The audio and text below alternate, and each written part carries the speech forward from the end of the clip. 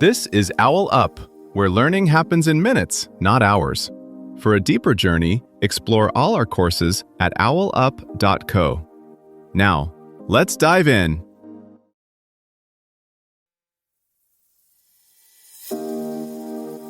Chapter 2: Dinosaurs, the Real Story.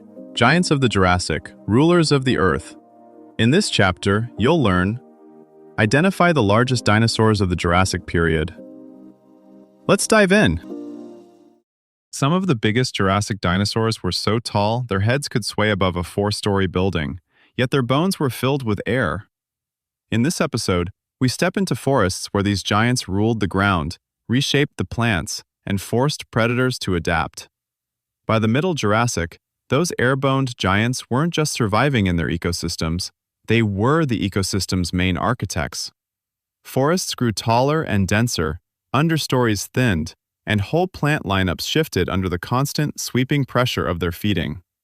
Their herds likely moved like mobile construction crews, stripping foliage in some regions while leaving green refuges in others, creating a patchwork of habitats that smaller animals could exploit.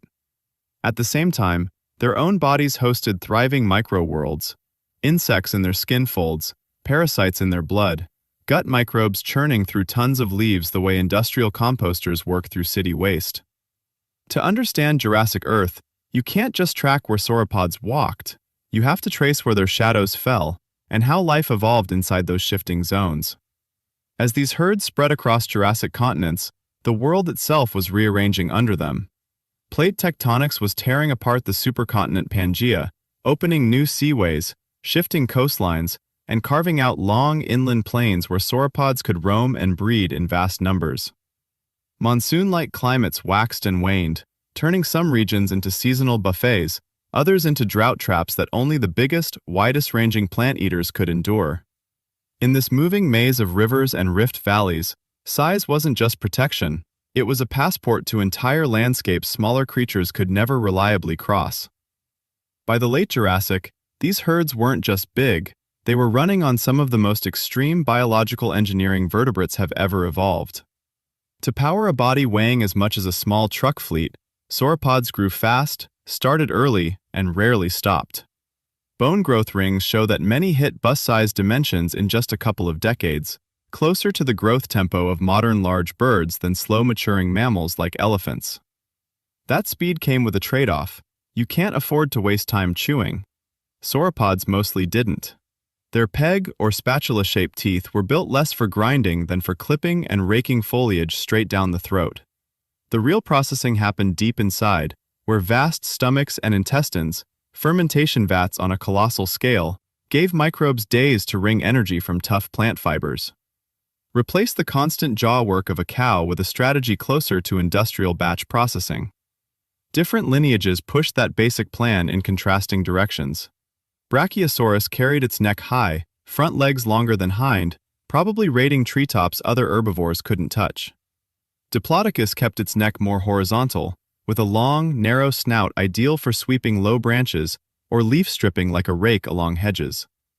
Supersaurus stretched body and tail into an ultra-long, relatively lean frame, trading outright bulk for reach and maneuverability in packed herds.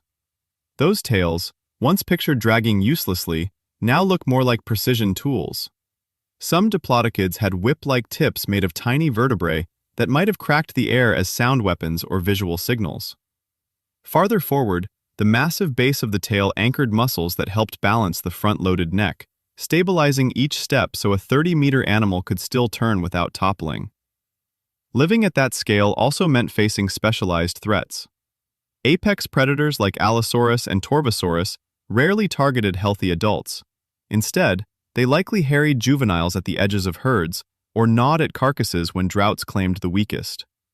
The safest place on Jurassic Earth may have been the middle of a sauropod crowd, shielded by a wall of legs thicker than tree trunks and swinging tails that turned any approach into a calculated risk. In a world dominated by these herds, traffic management became a survival skill.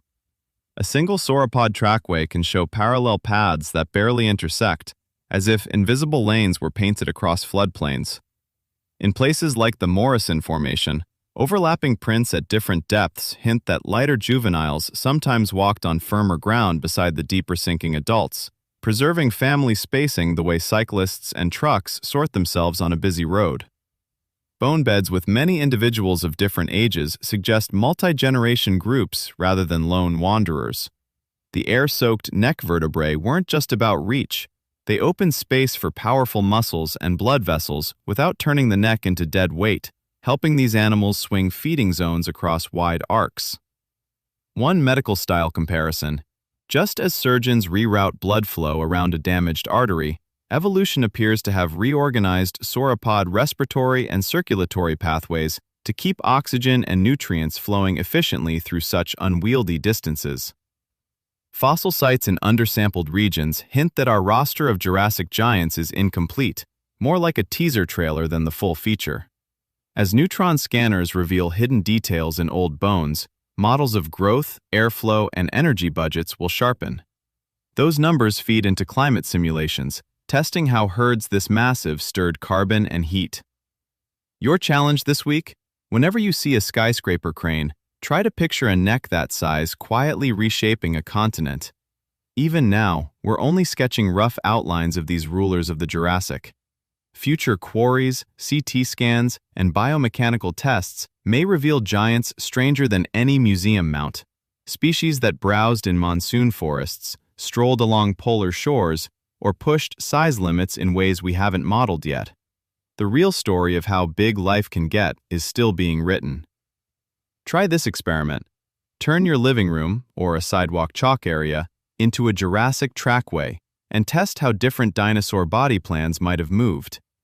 Mark out the stride length of a sauropod, a theropod predator, and a small feathered dinosaur using the approximate scale mentioned in the episode.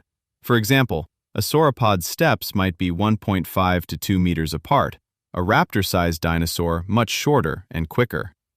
Now walk, jog, or lunge along each track the way that animal's posture and tail balance would require, timing yourself and noting which dinosaur body feels most stable, fast, or awkward.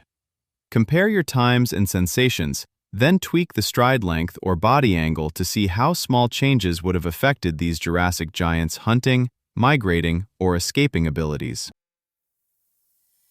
This was OwlUp, your daily step forward. To keep learning with structured courses and more insights, go to owlup.co. Until tomorrow!